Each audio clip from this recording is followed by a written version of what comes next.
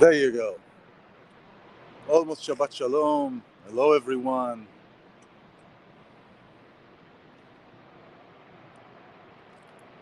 I'm here at the old music hall in El Segundo.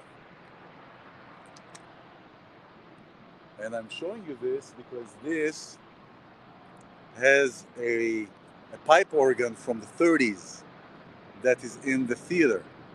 And, uh, and I've been in here and it's just a fascinating experience. It's really a fascinating experience. I would take you in, but uh, the theater is closed now. The theater is closed now, but when you go inside, first of all, we start from the outside. There's the old ticket booth that actually works. So when there is a show here on the weekends, usually they show in this theater. They show black and white movies from the 30s, silent era. So this opens, sits a person, sells you the ticket. This is a kiosk where you pay like $1 or $1.50 for a Coke or popcorn. And this is the entrance. I don't know if you can see anything from here, except for the reflection of the phone. But really beautiful. The ceiling and everything is really just fascinating. And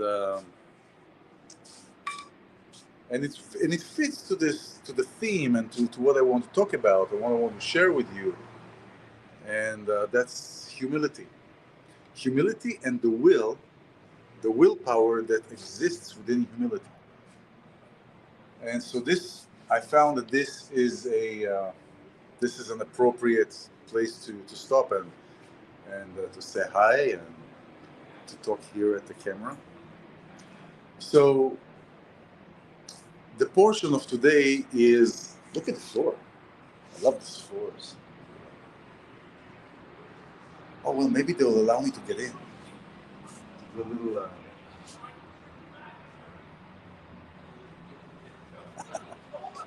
No, can't just do video in here. All right, thank you. All right, well, if we don't ask, the answer is always no. I try to get in to this theater, but all right. Well, maybe another time. But just standing in here is really nice. So the portion of today, this portion Bamidbar, it's a new book in the desert, and this is where God is talking to Moses, and in the desert. There are two verses I want to focus on. There's a sentence where it says, God talked to Moses in the desert, in Sinai, in the temple. Now, what's to do with all the desert? The book of desert, the book Bamidbar in the desert. God talked to Moses in the desert, in Sinai, and then only talks about the temple, which is really the core of the issue. We could say, and God talked to Moses in the temple. And wants to say, and puts the word the desert right after the names of Moses. Desert. Why the desert? Why would God choose to give the Torah in the desert? I mean, the desert is a no man land. Nobody wants to be there. It's not populated. It appears to be dead. It's not really dead, but it appears to be. There's nothing there. Why the desert? And the desert, just like gems, like these places, the desert is a representation of humility, of possibilities, of everybody is welcome. Everybody can go to the desert. Nobody really claims the desert. I mean, yeah, the desert can fall within. All right. The desert can fall within a territorial, a geographical territory of a country, but really doesn't. Nobody has a claim on it. And the desert, so the desert is the symbolizes the humility and the ability to create and to welcome anybody and everybody into the place, into the desert. That is why the Torah also was given in the desert, was given to the Jews, but the Torah is for everybody. It's not just for the Jews. It is for everybody. And everybody is, in one way or the other. When I say everybody, those who choose to follow certain scriptures follow the Torah. So it is for everybody. And it is to say that the humility is the number one, not just in leadership, but in interpersonal relationship. An interpersonal relationship, if it doesn't have humility in it, if there is no humility, then there is no respect, then there is maybe love subsides, there is the ego that comes up, there is the um, all these negative connotations of our human experience that are coming in and seeping in and distract from the purity of intention. There is distraction when there is no humility.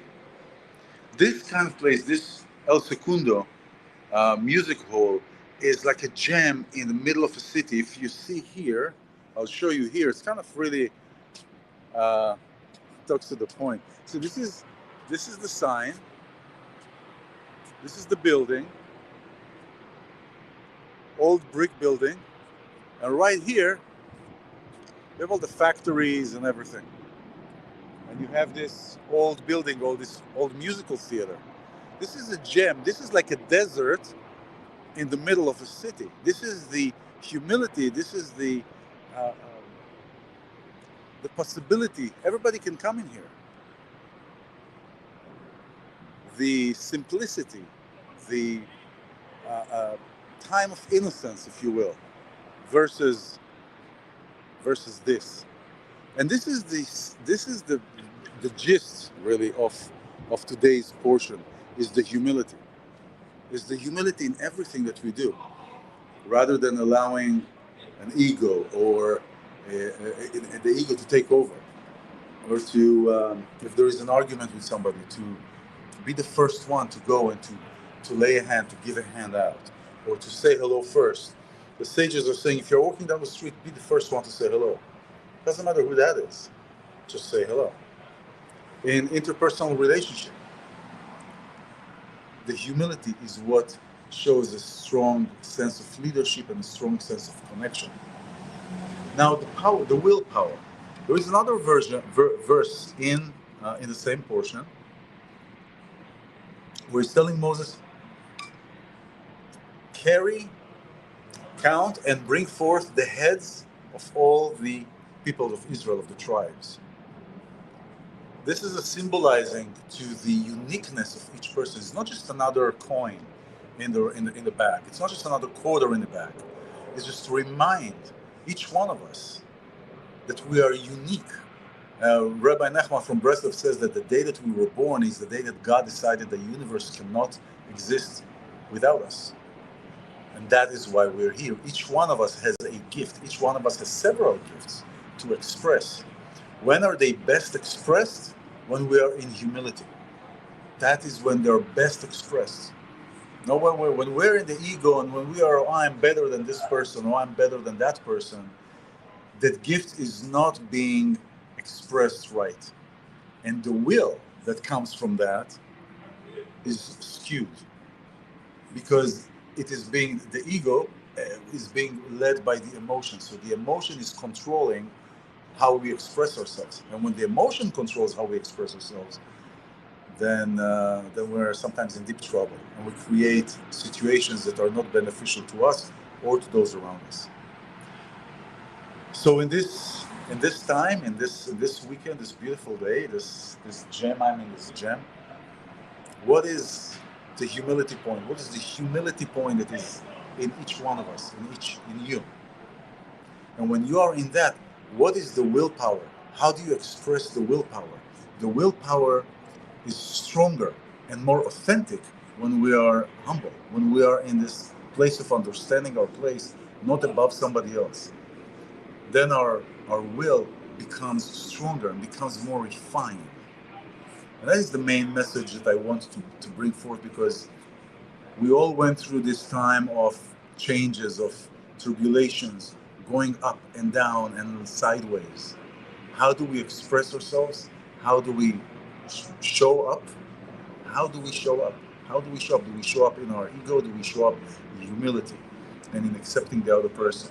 to be the first person to say hello on the street, to be the first person that says, hey, you know what, I may have not been A, B, C, or D, let's see how we can work it out. That is what's in our wallet.